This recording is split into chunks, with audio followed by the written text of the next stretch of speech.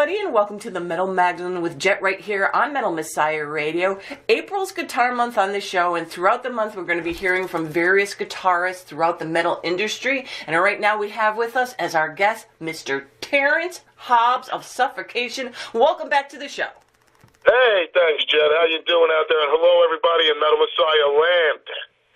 So, Terrance, so much has been going on with the band since, last time you were on the show. One of the big things, of course, was the Frank Farewell Tour. So tell us a little bit about deciding to do this tour, and what has that whole tour been like for you all?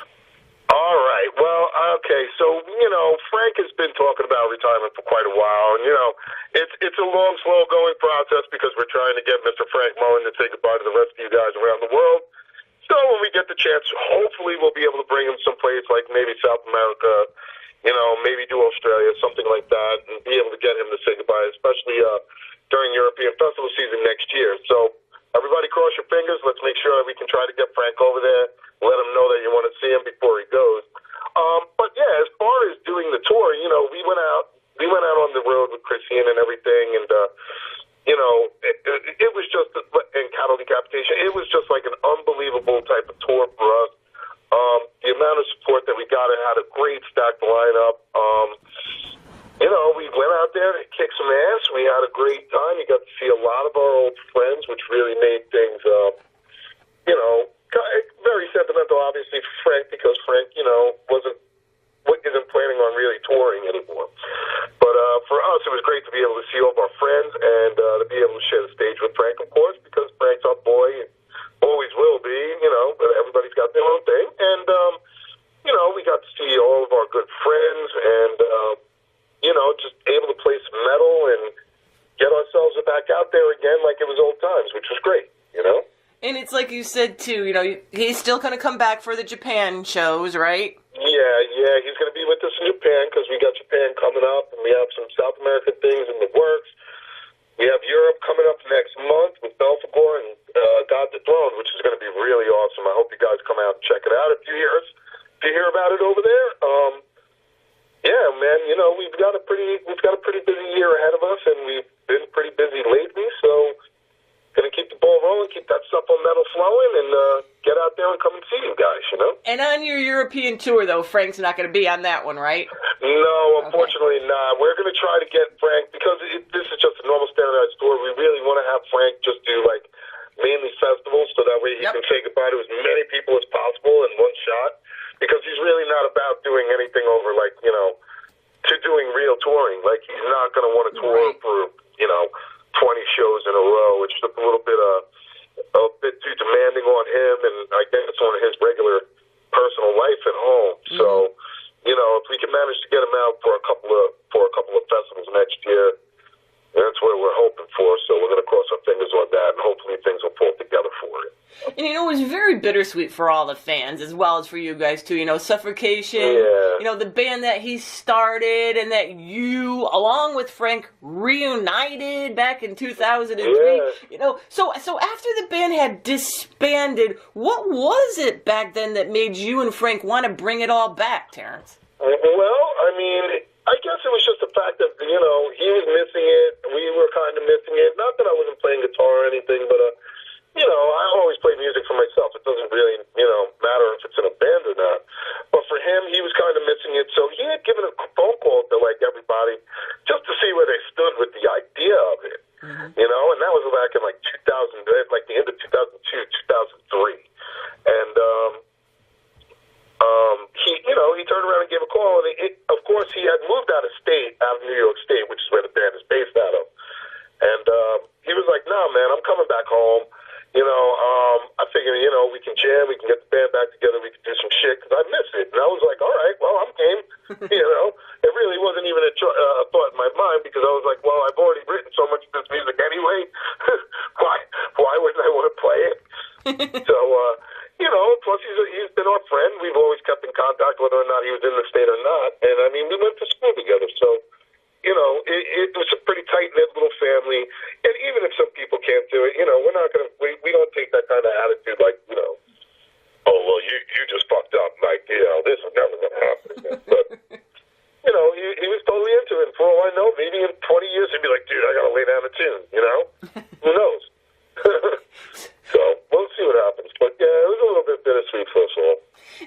Now, is Ricky going to be your permanent singer now, like including on albums? That's what we're looking at. I mean, we still jam together. We still hang out together. Although Ricky is, he's still got the Scourge things and all that on the other side of the continent. So, I mean, we've been friends since what? I can't even remember. Like, so many years ago we met him. And Frank was always the one who was like, yeah, you should get Ricky. So that's why we were, like, really aiming towards that, And, Ricky's just a good dude. He's an all-around good musician, and I think that we have a lot of things that we can accomplish with him. So we're gonna stick with Ricky, And now what about, like, for albums and stuff like that? Well, I mean, Frank always has the opportunity to do a record if he wants to. That's just because he's Frank. But Ricky is laying into it. So we have, new material being written at this point. Obviously Ricky is involved in it.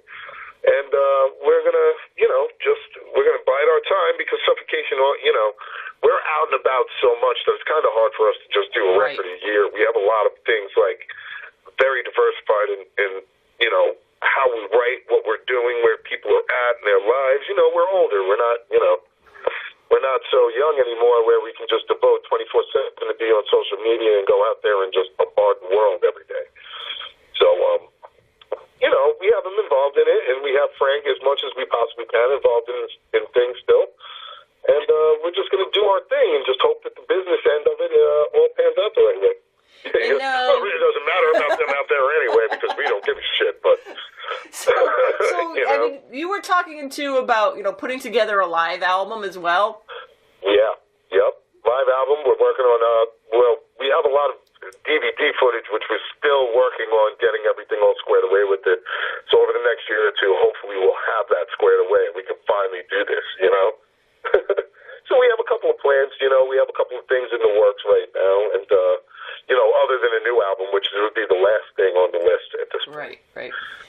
But we're still chugging away. So we're going to do a live album. We're looking to do DVD. We're looking to do all that stuff beforehand before we do the next record. It gives us some time to really work out our riffs and our material, and also get out there to see the fans and let Frank say goodbye to everybody. So there's a lot on our plate. And a lot of artists and bands have like side projects, but aside from doing some guest spots on various albums, it seems Suffocation always been like your only gig. Have you ever had any like side projects going on? Well, I mean, I was doing Criminal Element with Vinnie Matthews down there from Maryland. He's been in that whole scene with Misery Index and Dying Fetus and all that for a while. And, doing side projects with him. But, of course, Suffocation is pretty much my baby. So, I have to concentrate quite a lot on this, especially in, working out, organizing, getting people in touch with each other, making sure that the tours are going straight, like having our plan of action between management, booking agents, and so on.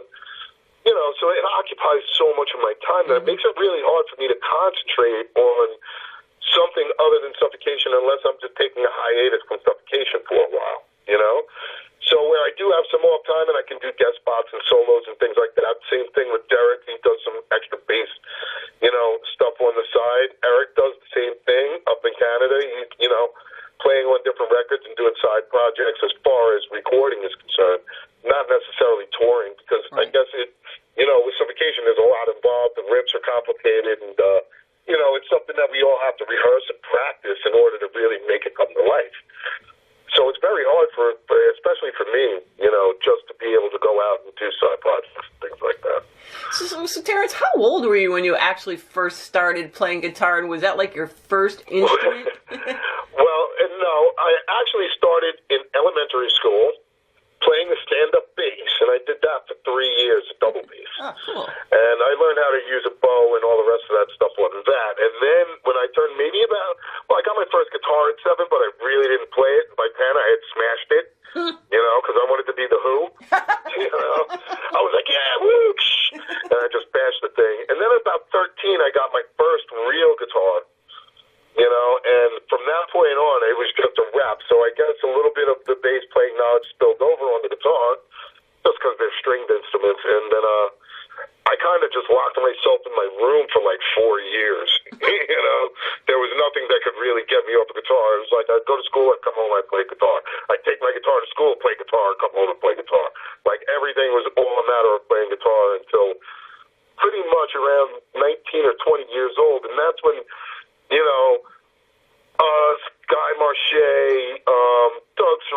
Chris Richards, Chris Basile from Pyrexia, all these bands were like, all these people were kind of intermingling with each other pre-Suffocation, you know what I mean? So we all kind of have I guess a similar type of style, because when we were kids, that's what we would do. We would all hang out together and try to make a band, and, we probably went through 62 different band names back then with different people from independent lineups, like independent people who were just trying to join into a band or make something different just to get it out. And it just so happened that Suffocation was stuck, And when you first started playing on your guitar, when you locked yourself in your room for 4 years, what kind of music were you playing along to, Terrance? Well, back then, because there wasn't really anything other than like strictly like Jimi Hendrix, Led Zeppelin, Black Sabbath. Those were the things that like really kind of hit home to me as far as guitar. And when I was in there, I was like, man, Iron Man, that's the coolest thing in the world. Deep Purple. So I came from that era of Stairway to Heaven, Smoke on the Water, Iron Man. You know what I mean? Being a guitar player myself, it was like, oh shit, those were the heaviest things that you could hear. And for us, being kids, this was like a little bit before MTV really started doing what it had to do. So we would listen to the college radio, and also another one that's over in Connecticut across the water from us. NHU, it was like NHU, and there was another one like the Powwow, and we would listen to that, and that's where like all the underground college kids were starting to play like the newer stuff, like Cryptic Slaughter and Wehrmacht and all those old school thrash bands that like Nuclear Death, you know what I mean? And I was like, oh shit, this is the craziest shit ever, and it just progressed from that like Led Zeppelin-esque, Tony Iommi, Jimi Hendrix, and so on and so forth, into the more metal-y thing. So, once Metallica came out, it was just like over for most of us guitar player kids.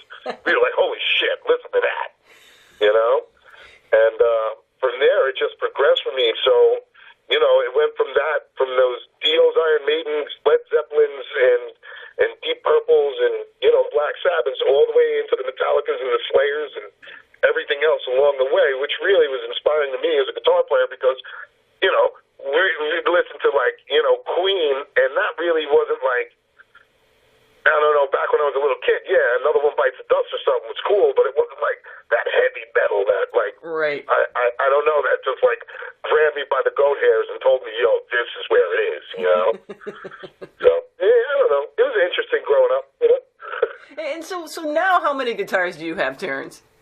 I have about 11. I've got, I've got some ESPs. I've got an Ibanez bass. I've got a bunch of BC Riches. I've got some Pavarniks.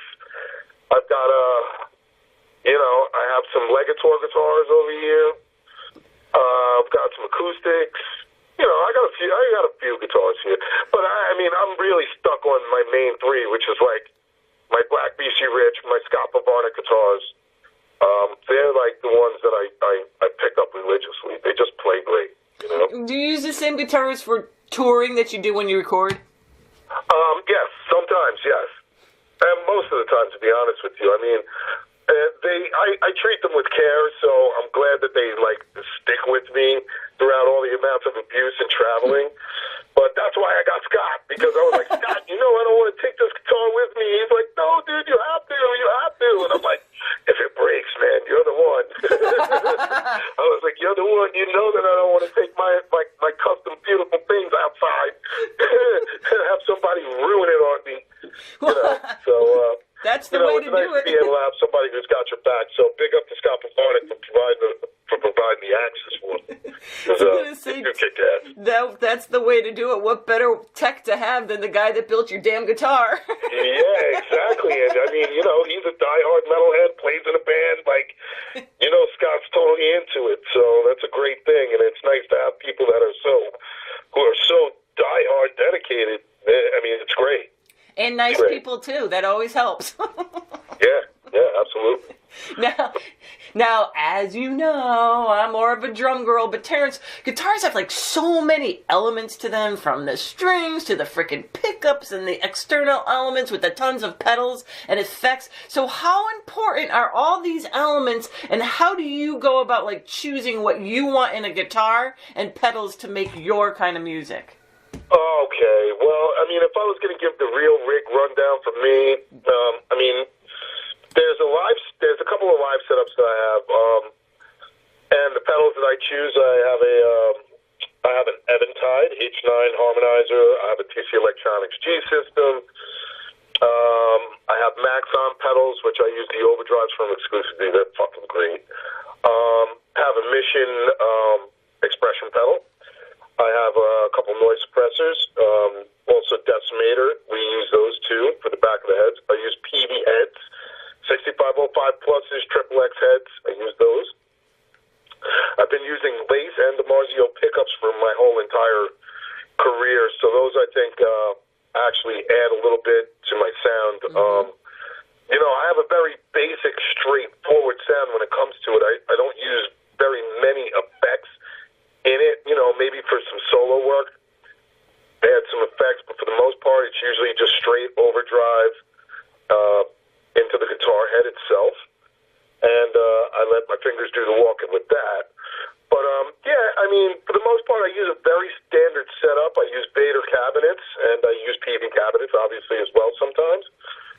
Just depends on where I'm at. I guess in Europe, it's more common for me to be using PVs and Marshall cabinets than it is in the States, where I'm using Vader cabinets really exclusively in the States, which thank God for them, because they kick ass, those cabinets.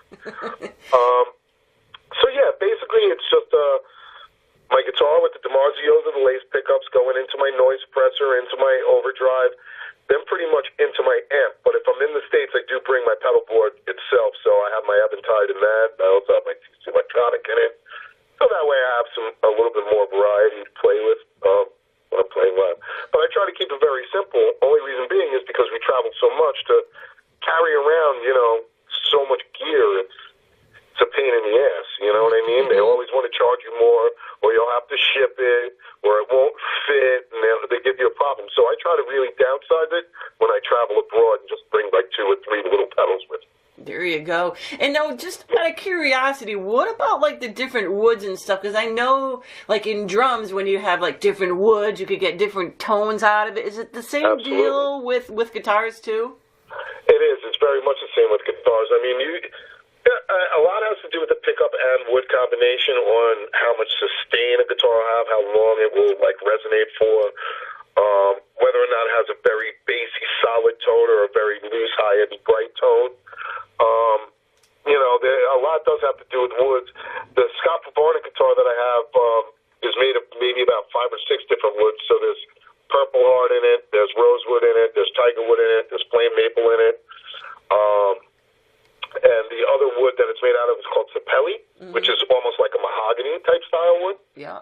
And it's a very weighty guitar. It's not a light guitar. So, you know, somebody like, let's say, Sonia Nusseller, for example, she likes very light guitars. Like, on her shoulder, she likes them to be light. So woods like that would be more like an alder, or, you know, something to that effect, or a very light mahogany. And those guitars are very light on your shoulders. But me, I'm going for heavy. So the heavier the guitar, the better for me. And Scott seems to do me some heavy stuff, you know. But the woods do make a difference, you know. Mahogany and maple, 2 totally different woods. And, you know, obviously maple is a more dense wood, so it's going to be weightier. But that's why a lot of guitars, like, let's say, Les Pauls, are made out of maple, because of that tonal quality that they have, you know. So it's a big experimentation process for a guitar player, especially when you're very picky, you know, because you can get a guitar that plays great but just doesn't have that sound that you're looking for. Right. And the woods make a humongous difference. I mean, you know, I have some that are made out of mahogany. I have some that are made out of maple. And those are my favorites, mind you, by the way. So, I don't know. I would just say kind of check it out, but the woods do make a humongous difference. And, I mean, for me, the more solid woods usually have a better sustain and usually have a bolder tone. So that's what I've been sticking with, you know? So on tour, on stage, what's the worst thing that's happened to you? Oh, well, I mean, I have more horror stories than probably we could fit in this program. We love those. But let's say, okay, we played 70,000 Tons of Metal like about 2 years ago. 2 or 3 years ago, I can't remember quite exactly. But we played 70,000 Tons of Metal. Of course, we're playing on the pool deck. It's right in the middle of the afternoon, so the sun is shining, everything is great. Next thing you know, we start to play Jesus Wept, and the whole sky just fucking opens up with thunderstorms. Oh, shit. And it just like, literally, I'm on the stage flipping out, having a great time, and it's just starting to pour rain. Next thing you know, I moved back, and the whole tarp over the stage had water built up on it, and it just poured all over me and all over my pedals. And it was just like, everything just died. I was like, oh, great, this is just the best thing that ever happened to Terrance on a cruise. I thought this was going to be a vacation. This is god-awful, But it was still a lot of fun. People had a great time. I just plugged right into the amp and just winged it and hoped for the best. But, I mean, I've had it where I've been on the stage as well, and it was like, back in the day, I really couldn't afford guitar strings so much. So, Floyd Roses, thank God that it doesn't use a ball, so if it pops, you can really, loosen the tuning peg and stick it back in and tune the string. So I believe we were playing in the Netherlands, and I'm on the stage, and I'm playing, and bam, I pop a string. I'm like, holy shit, what am I going to do? So I go backstage right quick. I'm like, bip, bip, bip, bip, and I fix the guitar, and I come back out, and I tune it up, and I'm playing it, and it was like, bam, and I popped that string again, but it was a different string.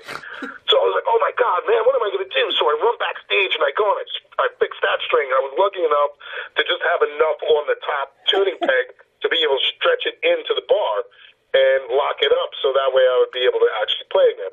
Sure enough, I'm going there, and I'm playing again. That last string was like pop, and it was like the second to last song. So 3 times in a row, I popped a string, and there was nothing that I could really do about it. So after the third one, I was like, I'm done. And they just finished it as a 4-piece, and I was like, this is over. There's nothing more I could do, You'll just stand there.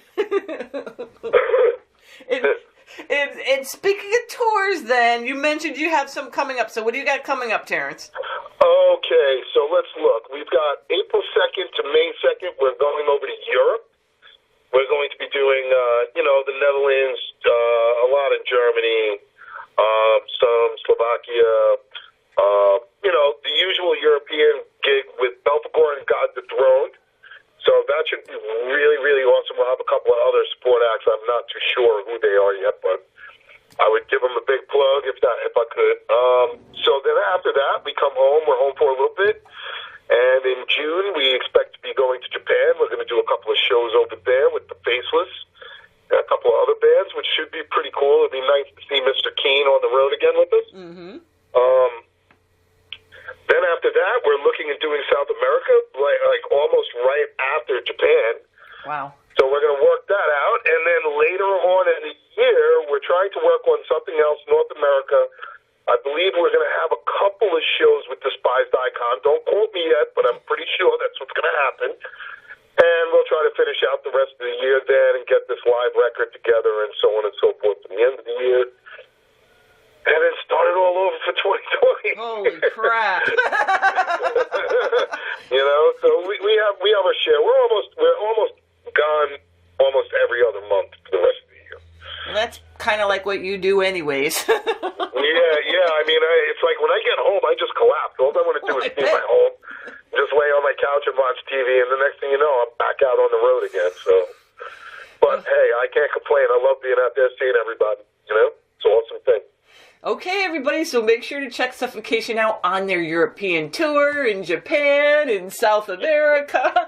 And Terrance, that's right. Thank you so much for coming on the show to talk a little shop with us, and all the best to you and the band, and hopefully I can catch you out on the road again.